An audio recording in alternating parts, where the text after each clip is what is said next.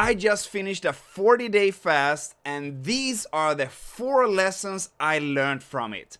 First of all, for those of you who don't know me, I'm a devout Christian and an associate pastor of a charismatic church. I didn't do this fast for the health benefits.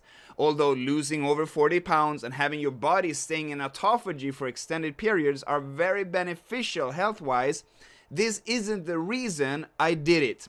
I did it because Jesus did it in the Bible, and I felt led by him this year to do a 40-day fast also. On another side note, I didn't do a Daniel's fast or a 6 to 6 or anything else.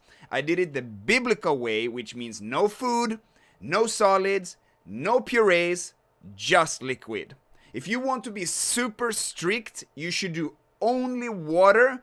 But I confess, I didn't do 40 days with only water. I had some other liquids too, but I didn't do juices, and I made it a goal to never replace my meal with any kind of high-calorie drink just to claim I was fasting only liquids. Okay, so with that being said, let's jump straight into it. Lesson number 1. God honors a finisher, not a beginner.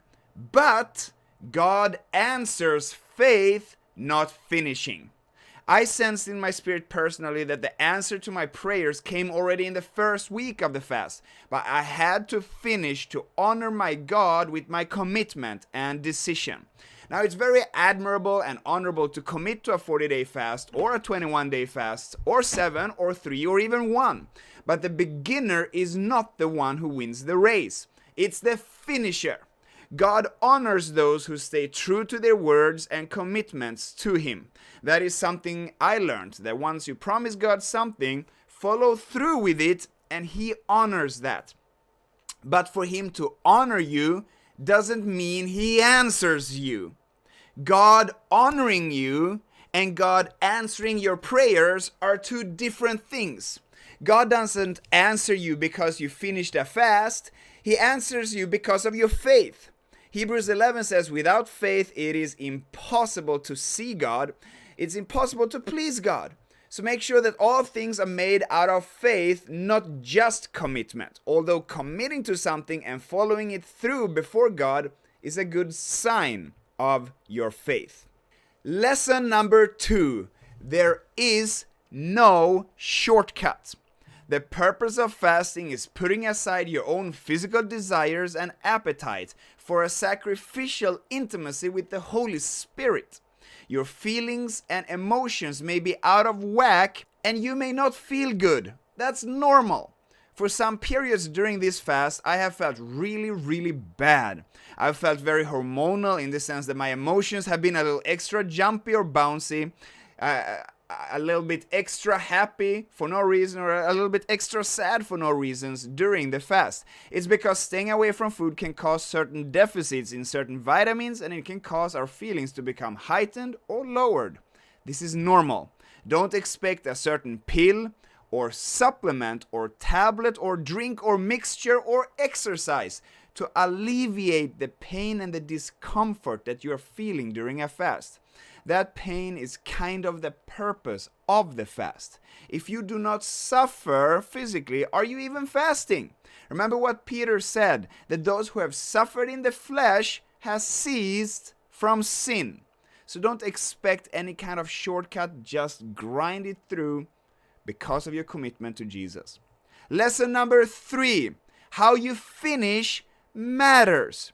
Don't end it and forget what you've learned. Maintain the habits developed during fasting to maintain the intimacy it generates.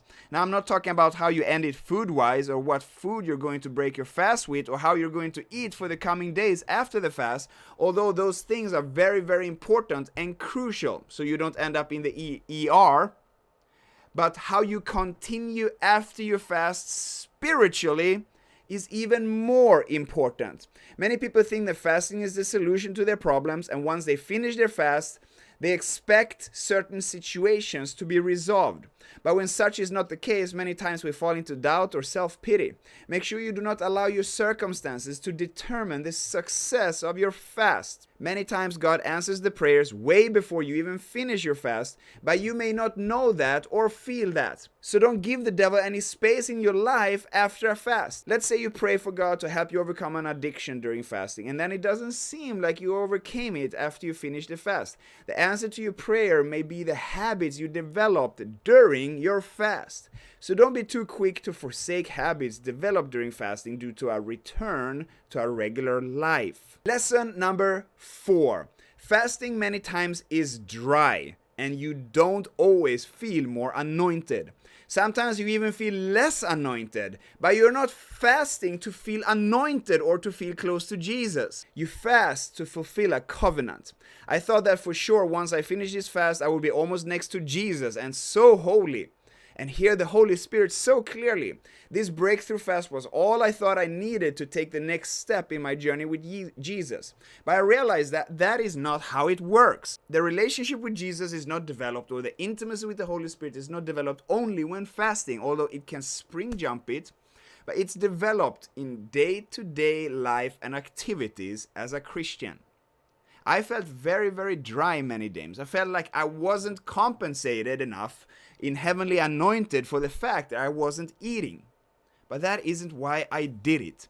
I learned to stop focusing on those things and how I felt, and I remembered why I did it. I did it to complete what I had promised to God, and I personally felt like the answers to my prayers came way before the fast finished. So I was just being faithful for the rest of the time, irrespective of how I felt, whether I felt dry or anointed. I didn't allow that to influence the decision and commitment that I had taken during my fast. So there you have it, my 4 greatest lessons from 40 days of fasting biblically. Let me know what you think. What was the greatest lesson you ever learned from fasting? Let me know in the comments below, and I will see you soon again. Hey, by the way, don't forget to subscribe to my channel before you leave. Bless you.